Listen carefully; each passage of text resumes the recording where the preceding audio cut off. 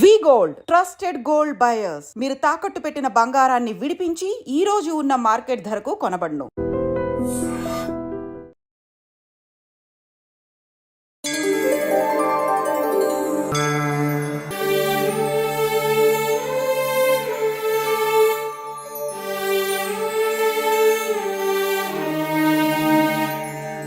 ఎక్కడ కూడా ఈ స్వామివారి ఆలయం కనిపించలేదు చాలా వరకు కూడా. నిజంగా స్వామివారి విశిష్టత గురించి నేను విన్నాను, చాలా చాలా గొప్పగా చెప్పారు.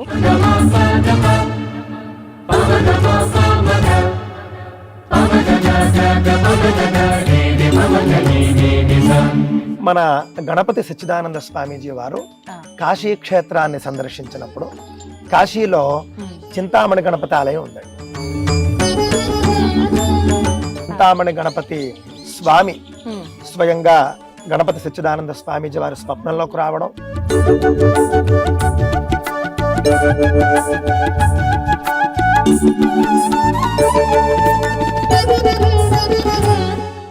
మనీ అంటే ఇంకా అది మన దగ్గర ఉంది అంటే మనకి ఏ లోటు ఉండదు అని, అలాగే మనకున్న చింతలన్నీ దూరం చేసి మన నిజంగా మీరు చెప్పినట్టు న్యాయమైన సంకల్పం ఏదైనా ఉంటే ఖచ్చితంగా నెరవేరు. చాలా బాగా చెప్పారు. అంటే చాలా మంది అనుకుంటారు ఇంట్లో బీరువాలోనే బంగారం ఉంటే ఉన్నట్టు, ఇంట్లో మణులు ఉంటేనే ఉన్నట్టు.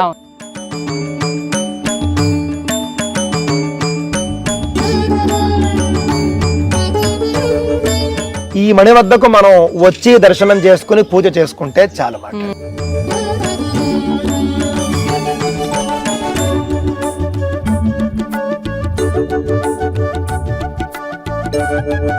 స్వామివారి ఆలయంలో గర్భగుడిలోకి వెళ్ళి మనం దర్శించుకొని స్వామివారిని మన చేతులారా మనం అలంకరించుకొని అన్ని చేసుకునే సౌకర్యం కూడా ఇక్కడ ఉంది.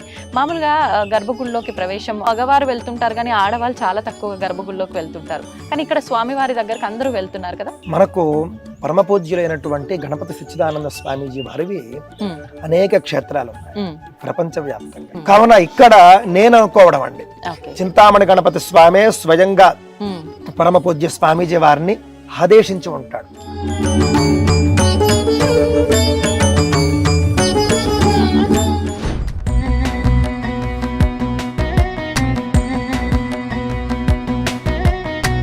నమస్కారం, వెల్కమ్ టు ఐ డ్రీమ్. మన సంస్కృతి కార్యక్రమానికి స్వాగతం. నేను మీ విజిత.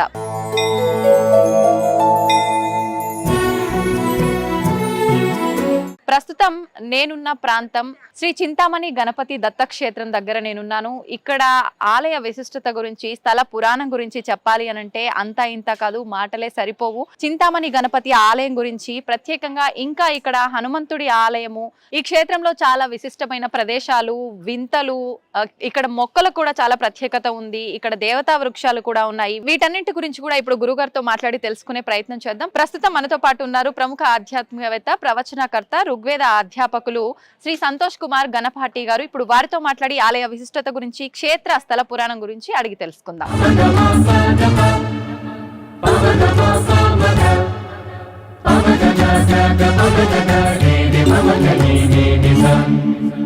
నమస్కారం గురువు గారు. నమస్తే అమ్మా. గురుగారు, చూస్తున్నాం మనకి ఎక్కడ కూడా ఈ స్వామివారి ఆలయం కనిపించలేదు చాలా వరకు కూడా. నిజంగా స్వామివారి విశిష్టత గురించి నేను విన్నాను, చాలా చాలా గొప్పగా చెప్పారు. అసలు ఏంటి స్వామివారి విశిష్టత ఏంటి, క్షేత్రం యొక్క విశిష్టత ఏంటో తెలియజేయండి మీ మాటల్లో. మనం చూస్తేనండి, శ్రీ గణపతి సచ్చిదానంద దత్త జ్ఞాన బోధ సభ విశాఖపట్నం, ఈ ఆశ్రమానికి సంబంధించినటువంటి ట్రస్ట్ అది.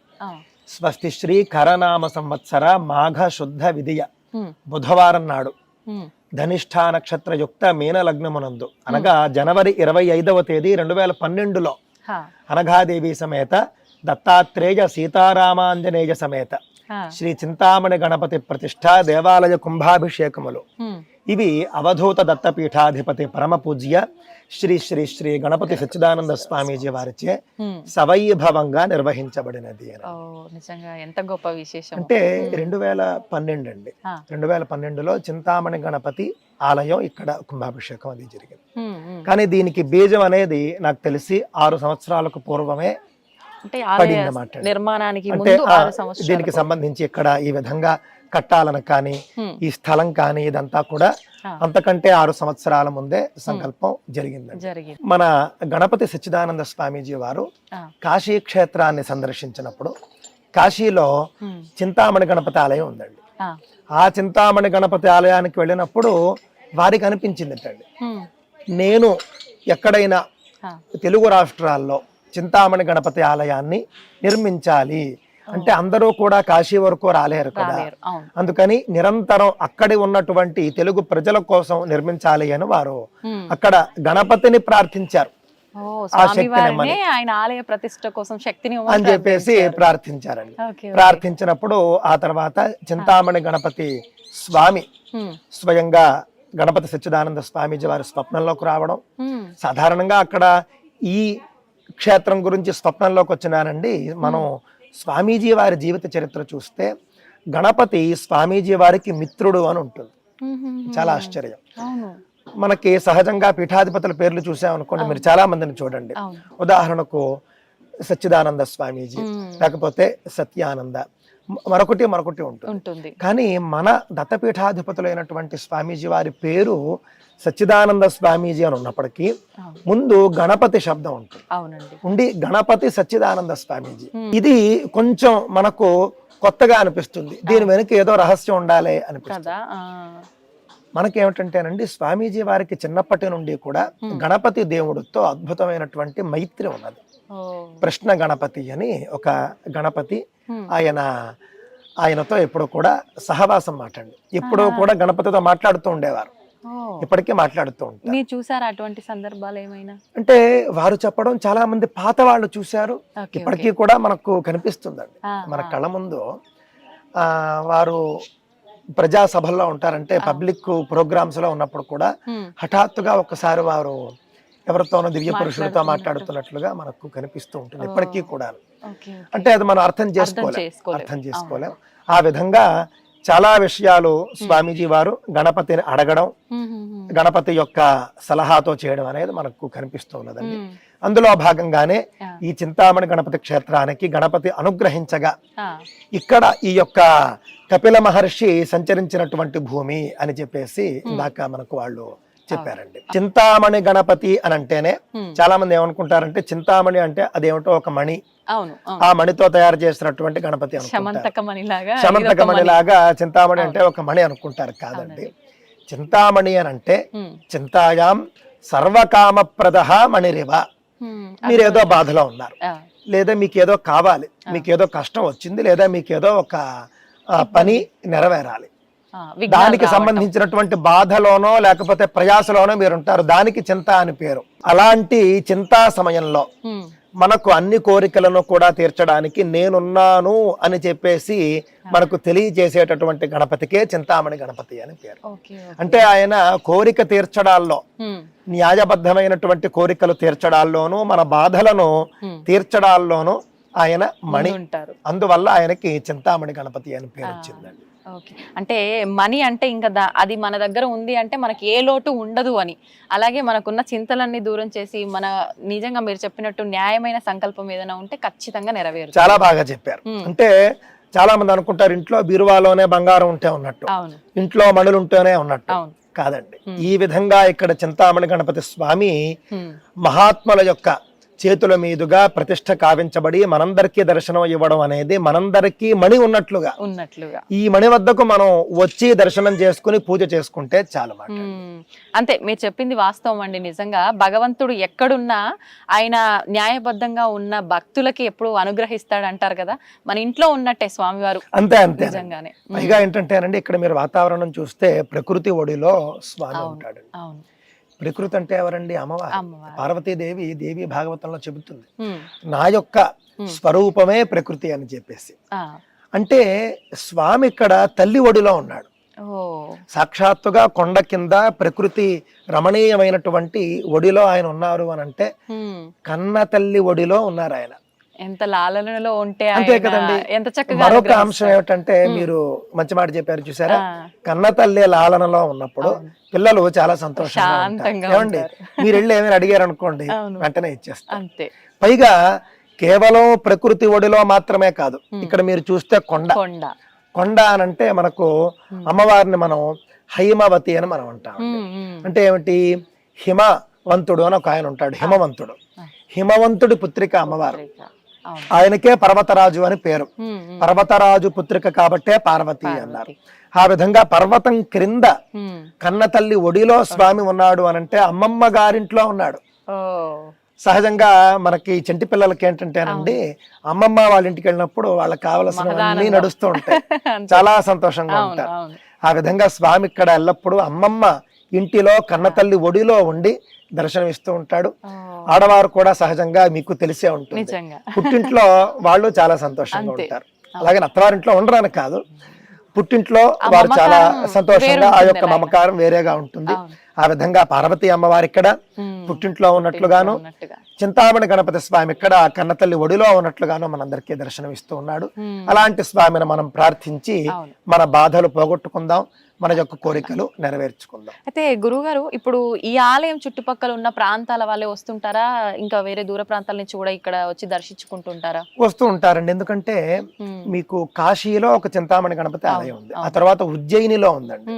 అవి రెండు కూడా మోక్షపురులు, సప్త మోక్షపురాల్లో ఒకటి. సప్త మోక్షపురాల్లో అవి ఉన్నాయి. ఇక్కడ ఆ రెండూ కాకుండా తెలుగు రాష్ట్రాల్లో ఇక్కడ ఉంది మనకి చింతామణి గణపతి ఆలయం. ఈ స్థాయిలో చాలా అదృష్టం. మీకు ఇక్కడ మీరు చూశారు, మీరే ఆశ్రమ వాతావరణం అండి, చాలా బాగుంది. ఒక అత్యద్భుతమైనటువంటి కైలాసం లాగానే ఉంటుంది.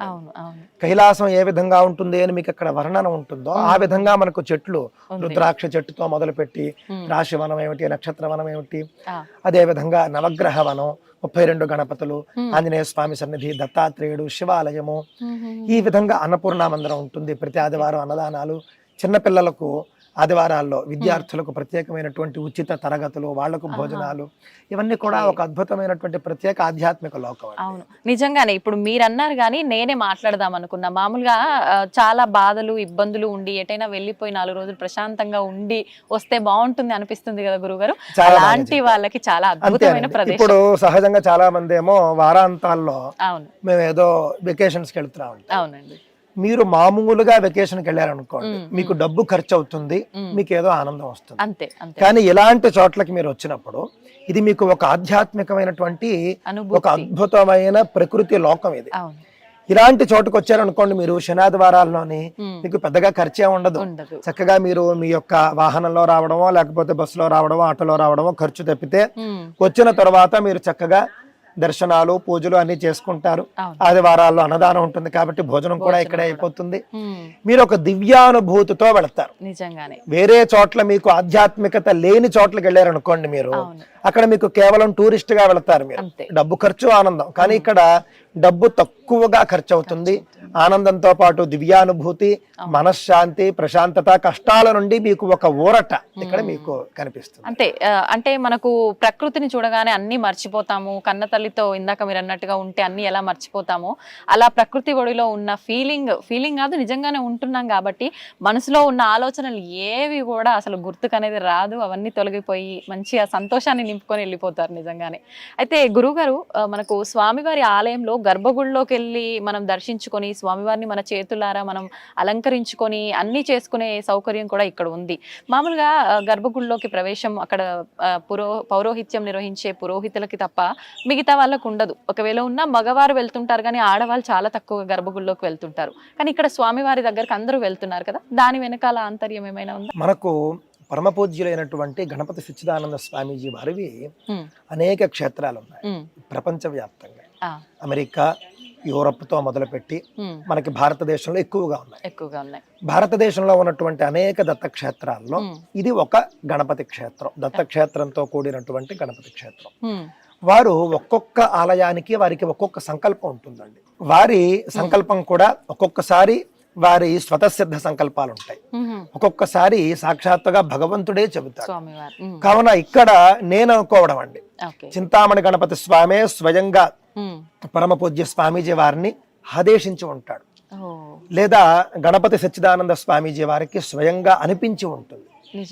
ఈ విధంగా ఇక్కడ ఎక్కడా లేదు, కానీ ఇక్కడ ఈ విధంగా చేద్దాం. ఎందుకు అనంటే ఇది దివ్య క్షేత్రము.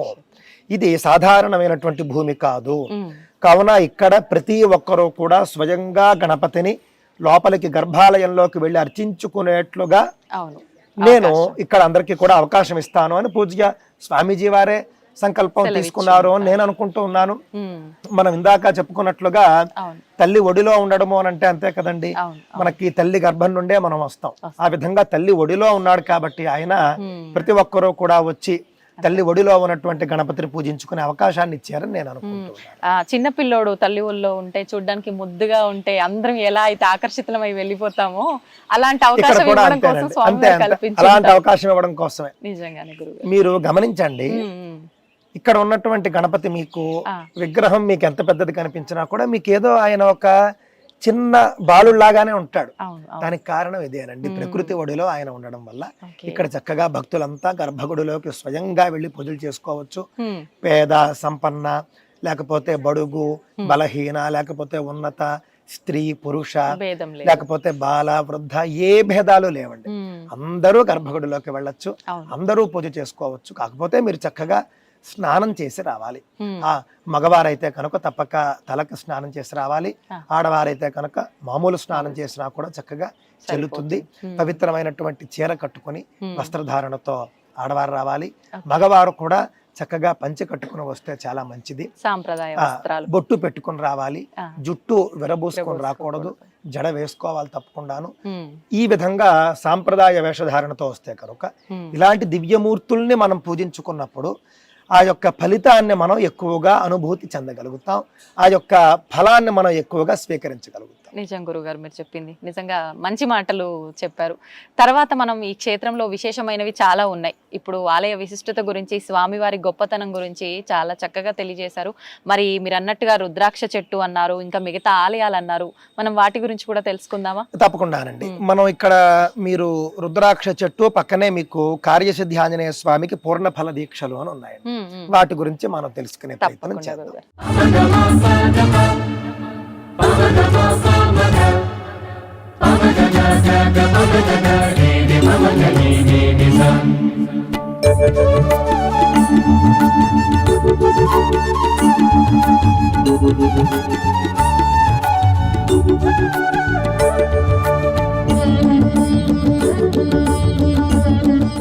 గురుగారు. గురుగారు, చూస్తున్నాం కదా ఇక్కడ ఏమో కొబ్బరికాయలు అయితే కొత్తగా కనిపిస్తున్నాయి. మామూలుగా ముడుపులు కట్టడం అంటే ఒక వస్త్రంలో పెట్టి కట్టడం అలా చూస్తుంటాము.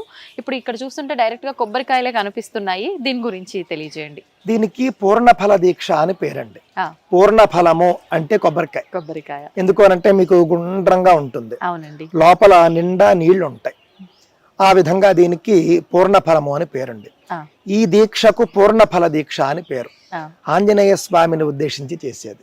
ఆంజనేయ స్వామిని ఉద్దేశించి చేసేది. మనకి ఈ క్షేత్రంలో కార్యసిద్ధి ఆంజనేయ స్వామి అని ఉన్నాడు మాట. స్వామీజీ వారు వారి అనేక ఆశ్రమాల్లో కార్యసిద్ధి ఆంజనేయ స్వామిని ప్రతిష్ఠ చేశారు. కార్యసిద్ధి అంటే ఏమిటి చెప్పండి? పనవడం. అంటే మన యొక్క కార్యాన్ని సిద్ధింపజేసేది మనకు కార్యసిద్ధి అని. మన కార్యాలను సిద్ధింపజేసేటటువంటి ఆంజనేయ స్వామి కార్యసిద్ధి ఆంజనేయ స్వామి. కావున మీకు ఏదైనా ఒక పని ఉందనుకోండి, ఉదాహరణకు మీకు ఉద్యోగం రావాలి, మీకు అంటే ఆల్రెడీ మీకు ఉద్యోగం ఉందనుకోండి, ఉద్యోగం రావాలనుకోండి, ఉద్యోగంలో ప్రమోషన్ రావాలి. అలాంటప్పుడు మీకు చాలా కాలంగా అవటం లేదు పని. మీ ప్రయత్నాన్ని మీరు చేస్తూ మీకు ఏదో నేను ఎంత కష్టపడినా కూడా నాకు ఫలితం రావటం లేదే, ఎందుకు ఇలాగా అని మీకు ఒక రోజు అనిపిస్తుంది. అప్పుడు రావాలి ఇక్కడికి. అప్పుడు వచ్చి, అంటే ఈ మాట ఎందుకు చెబుతున్నానంటే, మేము పూర్ణ ఫలదీక్ష కట్టేస్తాం, ఇంక మేము హాయిగా ఇంట్లో కాలు మీద కాలేసుకుని కూర్చుంటే పనులు అయిపోతాయి, అలా ఉండదు. ఎప్పుడు కూడాను ఏ కర్మ అయినా కూడా మన ప్రయత్నం మనం చేస్తూ మనం ఈ యొక్క దైవ కార్యక్రమాలు అనేవి చేయాలి. ఈ పూర్ణ ఫల దీక్ష ఈ విధంగా మనకు ఉద్యోగం రావాలనో, ఉద్యోగంలో ప్రమోషన్ రావాలనో, పెళ్లి కావాలనో, పెళ్ళైతే పిల్లలు పుట్టాలనో, కొంతమంది విదేశీయానానికి ప్రయత్నం చేస్తారు, వాళ్ళకేమో వీసా రాకపోవడాలు ఇవన్నీ కూడా ఇబ్బందులు ఉంటాయి. ఏ పని కోసమైనా సరే మీరు ఇక్కడికి వచ్చి కార్యసిద్ధి ఆంజనేయ స్వామిని దర్శించి పూర్ణ ఫల దీక్ష చీటీ ఇస్తారు. చక్కగా చీటీ తీసుకుంటే కనుక మీకు ఒక కొబ్బరికాయ ఇస్తారు. ఈ విధంగా కొబ్బరి బొండం ఇస్తారు. బొండాన్ని తీసుకుని మీరు ఆంజనేయ స్వామి మందిరంలోకి వెళ్ళారనుకోండి, అర్చకులు ఉంటారు అక్కడ. అర్చకులు మీతో సంకల్పం చేయిస్తారు. మీరు ఎందుకు కడుతున్నారో కూడా అడుగుతారు. ఆ విధంగా మీతో సంకల్పం చేయిస్తారు. బయటికి చెప్పాలండి. అంతేనండి. మీరంటే అర్చకుడికి చెబితే చాలు అర్చకుడికి. ఇది పని అని, అప్పుడు ఆ పనితో సంకల్పం చేయిస్తారు. ఆ గురుగారు పని పేరు చెప్తే చెప్పి. కోరికలు నెరవేరు అంటుంటారు కదా, అది అంటే దేవుడి దగ్గర చెప్పాల్సిందేగా. మీరు అర్చకుడికి చెప్తే దేవుడికి చెబుతున్నట్టు, అంటే దేవుడి కోసం చెబుతున్నట్టు. అందువల్ల మీరు అర్చకుడికి చెప్తే అదే సంకల్పం చేయిస్తాడు ఆయన. ఆ విధంగా మీరు సంకల్పం చెప్పుకొని స్వామికి ఈ యొక్క పూర్ణ ఫల దీక్ష నేను చేస్తున్నాను అని చెప్పుకుంటారు. ఓకే. ఈ దీక్ష 16 రోజుల దీక్ష అండి. 16 రోజులుగా ఈ చేయాలి. రోజు మీరు ఈ పూర్ణ ఫలాన్ని మీరు తీసుకున్నారనుకోండి, ఓకే. సంకల్పం చేసుకుని సంకల్పం చేయించి పూజ చేస్తారు స్వామికి. ఆ. ఆ తర్వాత మీరు ఈ కొబ్బరికాయల మీద మీకు డేట్లు కనిపిస్తున్నాయి. అవునండి. ఈ డేట్ ఏమిటంటే మీరు కట్టినటువంటి రోజు నుండి 16 రోజులకు లెక్క వేసి 16వ రోజు అక్కడ మీకు డేట్ ఉంటుందండి. అంటే మొదలు పెట్టిన రోజు మళ్ళీ 16వ రోజు మీకు మొదలు పెట్టిన రోజు వేయరు సహజంగాను, మీకు 16వ రోజే వేస్తారండి. ఓకే. అంటే మీకు 16వ రోజు ఎప్పుడు వస్తుంది అనేది ఇక్కడ వేస్తారు మీకు. ఆ రోజు దీన్ని తీస్తారు. అంటే 16వ రోజు మీరు రావాలి ఇక్కడికి. ఓకే. ఒకవేళ మీరు రాలేకపోయినా కూడా ఇక్కడ అర్చకులు ఏం చేస్తారంటే ఈ రోజు మనం స్వామికి కొట్టాల్సినవి ఏమున్నాయని తీస్తారు. చూస్తే డేట్ ఉంటుంది, వెంటనే ఆ బొండం తీస్తారు. బొండం తీసి ఒలిచేసి ఆ కొబ్బరికాయను కొట్టి స్వామికి నైవేద్యం చేస్తారు. ఈ 16 రోజులు కూడా మీరు మొదటి రోజు మీరు సంకల్పం చేస్తారు కదా, అప్పుడు మీకు ఒక మంత్రం ఇస్తారు.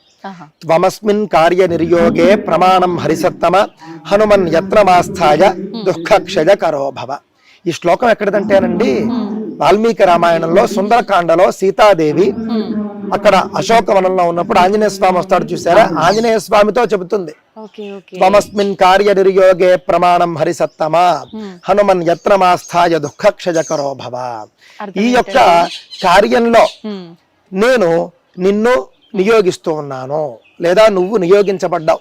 చక్కగా నీ యొక్క కార్యాన్ని నువ్వు నియోగించబడినటువంటి కార్యాన్ని నువ్వు సఫలం చేసి ఈ దుఃఖ సాగరం నుండి నన్ను బయట పడవేయని సీతాదేవి ఆయనతో చెబుతుంది. అదే శ్లోకం మనకి ఇక్కడ పూర్ణ ఫల దీక్షలో ఇస్తారు. 16 రోజులు రోజు కనీసం 108 సార్లు తో మొదలుపెట్టి ఎన్నిసార్లు చేయగలిగితే అన్ని సార్లు కూడా మీరు జపం చేయాల్సి ఉంటుంది. ఇదంతా కూడా ఒక వ్రతం లాగా ఈ 16 రోజులు. అంతే, 16 రోజులు ఒక చాలా నియమాలు అని అంటేనండి, మాంసాహారము మద్యము లేకుండా ఉంటే మంచిది. ఇతర విషయాల్లో కూడా 16 రోజులు సాత్విక ఆహారం తీసుకుంటూ ఇంట్లోనే భోజనం చేస్తూ కొంచెం మంచిగా ఉంటూ సత్యాన్ని మాట్లాడుతూ ఈ విధంగా మనం చేస్తే కనుక మనకు మరింత సత్ఫలితం వస్తుంది. గురువు గారు, ఇప్పుడు మామూలుగా నియమాలు పాటించాలన్నారు. కొంచెం పెద్దవాళ్ళు పూజలు ఏమైనా చేస్తుంటే పిల్లలు అన్ని నియమాలు పాటించాలంటే కష్టమే. ఇప్పుడు ఎగ్జాంపుల్కి నేను ఇలాంటిది ఏదైనా దీక్ష తీసుకున్నానే అనుకోండి, కార్యఫల సిద్ధి కోసము, నేను ఒక్కదాన్ని నియమాలు పాటించాలా, ఇంటిలిపాది పాటించాల్సి ఉంటుందంటారా? ఏం లేదండి, ఎవరైతే సంకల్పం చేసుకుంటారో వాళ్ళే పాటిస్తే సరిపోతుంది. ఇంట్లో వాళ్ళు చేయాల్సింది ఒకటి ఉంది. అదేమిటి అని అంటే వీళ్లకు అడ్డం రాకుండా ఉంటే చాలు, వీళ్ళ నియమాలకు వాళ్ళు అడ్డం రాకుండా ఉంటే చాలు, వీళ్లకు సహకరిస్తే చాలు, వాళ్ళను పాపం వాళ్ళు పోరకుండా ఉంటే చాలు. చాలా మంది మన ఇళ్లలో ఏముంటుందంటేనండి, వీళ్ళు చేయకపోగా చేసే వాళ్ళను కూడా ఒక 4 మాటలు అంటూ ఉంటారు. అలాంటివి ఏమి అనకుండా వీళ్లను చక్కగా వీళ్ళ దీక్షను గౌరవించి 16 రోజులు వాళ్ళను చక్కగా చూసుకుంటే చాలు, వాళ్లకు సహకరిస్తే చాలు, వీళ్ళు ఏ నియమాలు పాటించనక్కర్లేదు. ఓకే గురుగారు, నాదొక చిన్న సందేహం. ఇటువంటి పూజలు దీక్షలు ఏమైనా చేస్తున్నాం అనగానే తెలియకుండానే ఒక భయం మొదలవుతుంది, మధ్యలో ఏదైనా ఆటంకం వస్తుందేమో, ఎలా ఏంటి అని చెప్పి. మీరు ఇందాక ఆల్రెడీ చెప్పారు మనం వచ్చినా రాకపోయినా పురోహితులు చూసుకుంటారని, కానీ ఆ దీక్ష మన గురించి చేస్తున్నారు కదా, అటువంటి ఏదైనా వచ్చింది ఇబ్బంది అని అంటే అప్పుడు? మంచి ప్రశ్న వేశారండి. ఈ దీక్షనే కాదు, గుర్తుపెట్టుకోండి, మీరు ఏ దీక్షలు తీసుకున్నా కూడా స్త్రీలకు సహజంగా ఉండే ఇబ్బంది రోజులు ఉంటాయి. ఆ ఇబ్బంది 3 రోజులు కూడా ఏమి కంగారు పడక్కర్లేదు. అయ్యో దీక్ష మధ్యలో వచ్చేసిందే అని టాబ్లెట్లు వేసేసుకుంటాను అనుకోకూడదండి. 16 రోజులు దీక్ష, 8 రోజులు అవ్వగానే డేట్ వచ్చింది అనుకోండి, ఆ 4 రోజులు వదిలేయాలి. వదిలేసి మీకు కంటిన్యూషన్ అవుతుంది. 8 రోజులు దీక్ష చేసి 4 రోజులు మీకు ఇబ్బంది వచ్చి 5వ రోజు నుండి మళ్ళీ మీకు 9వ రోజు మొదలవుతుంది. ఆ విధంగా ఈ 4 రోజులు మీరు వదిలేయవచ్చు, కంగారు పడక్కర్లేదు. అలాగే మగవారికి వచ్చేటటువంటి పురిటి మైల కానీ లేకపోతే మృతి సంబంధించినటువంటి మైలలు కానీ వచ్చినా ఇదే నియమం. మీకు దాని తర్వాత మీకు కంటిన్యూ అవుతుంది మాట. నిజంగా పూజలు అనగానే ఆధ్యాత్మికం అనగానే చేయడానికి ఇష్టపడ్డ ఇలాంటి చిన్న చిన్న ఉంటాయి కాబట్టి భయాలు ఉంటాయండి. చాలా మందికి ఆడవాళ్ళలో ముఖ్యంగా డేట్ వచ్చేస్తే మొత్తం పోతుందేమో, ఏమీ కాదండి. ఈ డేట్ రావడం అనేది వేదకాలం నుండి ఉంది. కావున దీక్ష మధ్యలో ఆ విధమైన ఇబ్బంది వచ్చినప్పుడు ఆ రోజుల మటుకు మనం లెక్క వేసుకోకుండా 5వ రోజు నుండి మళ్ళీ 5వ రోజు నుండి మళ్ళీ కొనసాగించడం. ఏ రోజు ఎన్నో రోజు అయితే ఆగిందో ఆ రోజు మళ్ళీ మీకు కొనసాగుతుంది. గురుగారు, ఇప్పుడు మీరు అన్నట్టుగా ఆడవారి వీలు కానీ 5 రోజుల సమయం అయితే మీరు అన్నట్టుగా మళ్ళీ కంటిన్యూ చేయొచ్చు. కానీ ఇప్పుడు మనకు పురిటికి సంబంధించిన సృష్టి అని ఎవరైనా చనిపోయినప్పుడు ఇలాంటి సందర్భంలో అడగొచ్చో లేదో తెలియదు కానీ చాలా మందిలో ఉండే సందేహం, అలాంటప్పుడు వచ్చే సృష్టి మైల ఇలాంటివి ఉంటాయి కదా, మరి అది ఖచ్చితంగా ఒక 11 రోజులు ఉండే ఉంటాయి, సంవత్సరం పాటు ఉండే ఉంటాయి, 21 రోజులు అలా ఉంటాయి. అంటే సహజంగా 10 రోజులేనండి. 10 రోజులే అంటే దశాహం అంటారు. కొంతమందికి 3 రోజులు, కొంతమందికి పక్షిణి ఉంటుంది. సంవత్సరం అనేటటువంటిది గుర్తుపెట్టుకోండి. ఎవరైతే కర్మ చేస్తారో వాళ్ళకే సంవత్సర మైల ఉంటుంది. ఉదాహరణకు కన్న తండ్రి లేకపోతే కన్న తల్లి కాలం చేసినప్పుడు స్వయంగా కొడుకు చేస్తాడు కదా, కొడుకు కోడలు ఇద్దరికి కూడా అది వర్తిస్తుంది. ఇద్దరు కర్తల కింద లెక్క. కొడుకు చేస్తాడు, భార్య ఎలాగో ఉంటుంది. ఎవరైతే కర్మ చేస్తారో వాళ్ళ కుటుంబానికి సంవత్సర ఆశౌచం ఉంటుంది. అంటే తండ్రికి 4 కొడుకులు అనుకోండి, చెయ్యడం మామూలుగా పెద్దవాడు చేసినా కూడా 4 చేస్తున్నట్లు లెక్క అక్కడ. ఎందుకంటే మిగిలిన వాళ్ళకు కూడా కొంత కర్మ ఉంటుంది దాంట్లో. కావున ఆ విధంగా కన్న తల్లి కన్న తండ్రి కాలం చేసినప్పుడు మాత్రమే ఆ బిడ్డలకు సంవత్సరాశౌచం ఉంటుంది. అది మగ బిడ్డలకు. ఆడబిడ్డ పెళ్ళైపోయి బయటికి వెళ్ళిపోయింది అనుకోండి, అత్తవారు మామగారు పోయినప్పుడు మాత్రమే ఆ యొక్క సంవత్సర మైల అనేటటువంటిది వస్తుంది. కానీ చాలా మంది తెలియక ఏమనుకుంటారంటే పెదనాన్న చిన్న అన్న ఇంటి పేరు ఒకటి, ఇంకా వాళ్ళు పోతే చాలు సంవత్సరం అంతా వీళ్ళన్నీ మానేస్తారు. అలా అయితే నేను మీకు చిన్న ఉదాహరణ ఒకటి చెప్తానండి, సరదాగా ఉంటుంది. 60,000 మంది సగరపుత్రులు అని ఆయన సంతానం అండి. 60,000 మంది బిడ్డలు, 60,000 మందికి సంతానం ఉన్నప్పుడు 60,000 మందిలో ఎవరో ఒకరు ఎప్పుడో ఒకప్పుడు పోతూనే ఉంటే ఇంక వీడి జీవితాంతం వీడి ఇంకా ఆశవచం సంవత్సరాశవచం ఎప్పటికి చేస్తాడు, పాటిస్తూనే ఉండాల్సి వస్తుంది. సరే, ఆ యుగాన్ని బట్టి లక్షల సంవత్సరాలు జీవించే వారు అయినప్పటికీ కూడా సంవత్సర మైల మనం కేవలం ఇంటి పేరుతోనో లేకపోతే రక్త సంబంధంతోనో తీసేసుకుంటే ఎంత ఇబ్బంది చెప్పండి. అది శాస్త్రంలో లేదు. కేవలం సాక్షాత్తుగా కన్న తల్లి కన్న తండ్రి కాలం చేసినప్పుడు ఆ బిడ్డలకు మాత్రమే సంవత్సరాశౌచం, అది కూడా మగ బిడ్డలకు మాత్రమే వస్తుంది.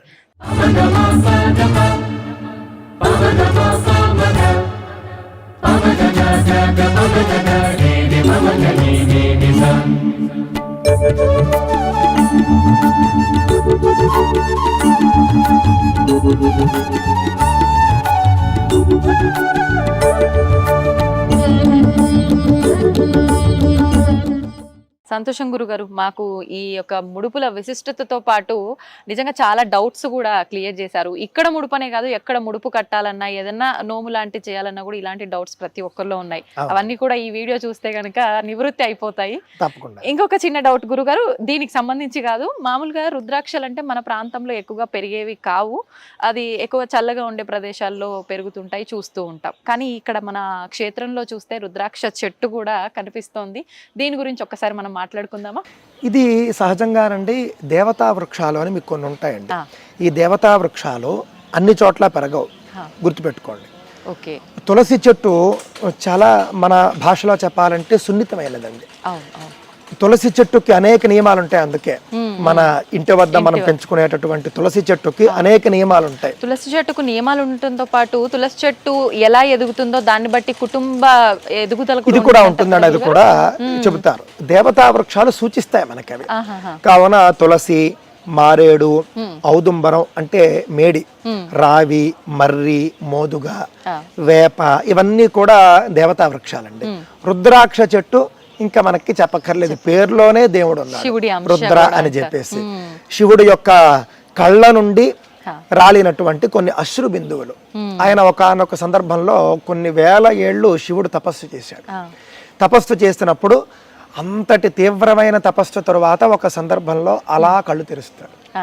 ఆ కళ్ళ నుండి కొన్ని బిందువులు నేల మీద రాలుతాయండి. ఆ బిందువుల నుండి పుట్టినటువంటిదే రుద్రాక్ష చెట్టు. రుద్ర అంటే శివుడు, అక్ష అంటే కళ్ళండి, అక్షి అంటే. ఆ విధంగా రుద్రాక్ష అనేటటువంటిది సొంతంగా శివుడి కళ్ళ నుండి ఉద్భవించింది దేవతా వృక్షం. ఇలాంటి దేవతా వృక్షాలు మనకి ఎక్కడంటే అక్కడ పెరగవండి. చాలా మంచి సారవంతమైన భూమి ఉండాలి, దానికి చాలా మంచి వాతావరణం కూడా ఉండాలండి. అవును. అందుకే మనకు రోజు కూడా తులసికి మనం ఎందుకు పూజ చేస్తామంటే తులసి ఎదగడానికి ఆ యొక్క పూజ అనేది ఉపయోగపడుతుంది. ఓ, పూజ ఎదగటానికి కూడా ఉపయోగపడుతుంది. ఇందులో రహస్యం ఏమిటంటేనండి, చాలా మంది చెప్పరు. ఒక పరిశోధన ఒకటి ఉందిటండి. ఆ పరిశోధన ఏమిటంటే, ఒక అడవిలో, ఇది అమెరికాలోనే చేసినట్లుగా ఉన్నారు, ఎక్కడ చేశారో నాకు గుర్తులేదు, కానీ ఒక చోట ఏం చేశారంటేనంటండి, ఒక గ్రూప్ ఆఫ్ పీపుల్ ఒక చెట్టు వద్దకు వెళ్ళి రోజు ఆ చెట్టును తిడుతూ ఉండడం, రోజు ఆ చెట్టును దూషిస్తూ ఉండడం, ఓకే, రోజు ఆ చెట్టుని మానసికంగా బలహీనం చేసినట్లుగా మాట్లాడడం. మనుషులతో ఎలా మాట్లాడుతారో అంతేనండి. ఒక సాటి మనిషిని ఏ విధంగా మనం పూర్తిగా అసలు ఒక ఇది చేస్తామో ఆ విధంగా ఒక చెట్టుని చేశారండి ఒక చోట. ఇంకో చోట మాత్రం ఏం చేశారంటే, చక్కగా ఆ చెట్టు వద్దకు వెళ్ళి రోజు నీళ్లు పోయడం, ఆ చెట్టుని ప్రేమగా చూసుకోవడం, ఆ చెట్టు వద్ద ఒక ఆహ్లాదకరమైనటువంటి వాతావరణం ఏర్పరిచారన్నమాట. రెండు మార్పులు గమనించారు. గమనిస్తే రోజు తిడుతున్నటువంటి చెట్టు చిట్ట చివరికి చచ్చిపోయే స్థితికి వచ్చిందండి. రోజు ఎంతో సంతోషకరంగా మంచిగా చూసుకున్నటువంటి చెట్టు మంచి అభివృద్ధి సాధించింది. ఇది వేల ఏళ్ల క్రితమే మన వాళ్ళు గమనించారండి. అందువల్లనే మనకు దేవతా వృక్షాలు, మనకు మేలు చేసే దేవతా వృక్షాలు ఏవైతే ఉన్నాయో వాటిని పూజించడం అనేది మన సంస్కృతిలో చేరింది. రోజు పూజించి, మనకు పూజల్లో ఏముంటుందండి, తులసమ్మవారిని మనం స్తుతిస్తాం, చక్కగా మనం భక్తిగా నీళ్లు పోస్తాం, అలాగే ధూపం ఇస్తాం, దీపం ఇస్తాం, నైవేద్యం ఇస్తాం. మహాభారతంలో ఉంది మనకు. మహాభారతంలోనండి వృక్షశాస్త్రం మీకు చెబుతారు. ఆ వృక్షశాస్త్రంలో ధూపం ఇవ్వడం ద్వారా, నీళ్లు పోయడం ద్వారా, పూజ చేయడం ద్వారా, వీటన్నింటి వల్ల కూడా చెట్ల వృద్ధిలో మార్పు ఉంటుందని దాంట్లో ఉందండి. అందులో అంటే నీళ్లు, చెట్లు వాటి యొక్క వేళ్ల ద్వారా నీటిని తాగుతాయి అనేటటువంటిది మనకు మహాభారతంలో మొట్టమొదట మనకు కనిపిస్తుంది. తర్వాత మనకు తాజాగా శాస్త్రవేత్త జగదీష్ చంద్రబోస్ గారు చెప్పడం జరిగిందండి. ఆ విధంగా చెట్లకు కూడా భావోద్వేగాలు ఉన్నాయి. అది భారతీయ శాస్త్రవేత్త జగదీష్ చంద్రబోస్ గారే లోకానికి తెలియజేశారు, చెట్లకు కూడా భావోద్వేగాలు ఉన్నాయని. కావున మనం ఏదైనా ఒక చెట్టును మనం భక్తిగా చూసుకుంటే అద్భుతంగా పెరిగి మనకు అద్భుతమైన ఫలితాలు ఇస్తుంది. కావున ఇలాంటి దేవతా వృక్షాలు అనేటటువంటివి పెరగడం చాలా కష్టం అండి. కానీ రుద్రాక్ష చెట్టు మీరు చూస్తే ఈ ఆశ్రమంలో ఇంత అద్భుతంగా పెరుగుతున్నది. మళ్ళీ దేవతా వృక్షాల్లో రుద్రాక్ష చెట్టు కాస్త మళ్ళీ డిఫరెంట్. రుద్రాక్ష చెట్టు చల్లని ప్రదేశాల్లో ఎక్కువగా పెరుగుతూ ఉంటుంది. కానీ ఇక్కడ మీరు వేసవి కాలంలో చూస్తే టెంపరేచర్ ఎంత ఉంటుందో మీకే తెలుసు, 45 వరకు వెళ్ళిపోతుంది. అయినా ఇక్కడ రుద్రాక్ష చెట్టు అద్భుతంగా పెరిగింది. ఇది క్షేత్ర మహిమగాను, పూజ్య స్వామీజీ వారి మహిమగాను నేను భావిస్తూ ఉన్నాను. నిజంగానే తెలిసిపోతుంది గురుగారు, ఆ మహిమ అనేది ఉండే ప్రశాంతమైన వాతావరణంలో మనం ఎంత ప్రశాంతంగా ఉంటున్నామో ఇదొక నిదర్శనం. అయితే మీరు అన్నట్టుగా ఇలాంటి వింతలు ఇంకొన్ని ఆ విశేషాలని తెలియజేస్తున్నాయి కళ్ళకు కట్టినట్టుగా. గురుగారు, ఇప్పుడు ఈ రుద్రాక్షలు వచ్చిన తర్వాత ఎవరైనా తెంపొచ్చా వాటిని, ఏంటి, ఎలా వాటిని మళ్ళీ ఏమైనా చేయాల్సి ఉంటుందా, పూజలో? అంటే ఇక్కడ ఈ చెట్టుకి సంబంధించి పబ్లిక్ ఎవరికి కూడా అనుమతి లేదండి. పబ్లిక్ తెంపుకోవచ్చు అని మనం మొదలు పెట్టామనుకోండి, అసలు ఒక్క కాయ ఉండదు చెట్టుకి. కావున అలాంటి అనుమతి లేదు, దర్శనం చేసుకుని వెళ్ళడమే. ఈ కాయల్ని ఇక్కడి ఆశ్రమ వాళ్ళే సేకరిస్తారు, సేకరించి అవకాశం ఉన్నప్పుడు భక్తులకు ఇస్తూ ఉంటారండి. మామూలుగా కాయ పండిన తర్వాత ఆ పండు నేల మీదకి రాలిపోతుంది. రాలిపోయిన తర్వాత మనం పైన ఉన్నటువంటి స్కిన్ అంతా కూడా తీసేస్తే లోపల మీకు రుద్రాక్ష ఉంటుంది. ఇక్కడ సహజంగా ఈ చెట్టుకి పంచముఖ రుద్రాక్షలు వస్తూ ఉంటాయండి, అప్పుడప్పుడు 6 ఆ విధంగా కూడా మనకు కనిపిస్తూ ఉంటుంది. అలాగని ఇది పంచముఖ రుద్రాక్ష చెట్టే అని చెప్పలేము, అటు ఇటుగా కూడా ఉంటుంది.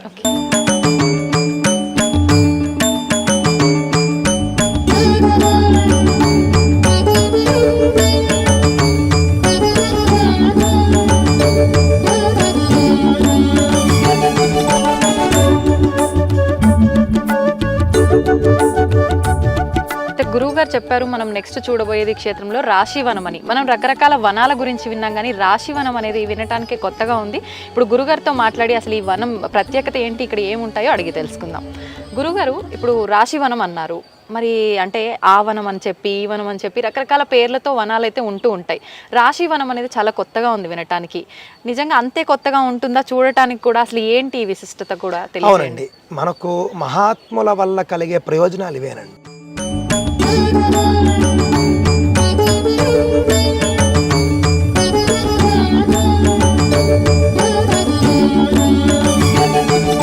మనం ఇప్పుడు రాశి వనంలో ఉన్నామండి. మనకి మహాత్ముల వల్ల కలిగేటటువంటి ప్రయోజనం ఇదేనండి. అవును గురుగారు. మనకు శంకర భగవత్పాదాచార్యుల్లాగా మహాత్ములు భారతదేశంలో అవతరిస్తూనే ఉంటారు. ఆ విధంగా పరమ పూజ్యుల గణపతి సచ్చిదానంద స్వామీజీ వారు ఈ యొక్క రాశివనం అనేటటువంటి ఒక కాన్సెప్ట్ ని తీసుకొని వచ్చారు. ఇది పురాణాల్లో ఉన్నదే.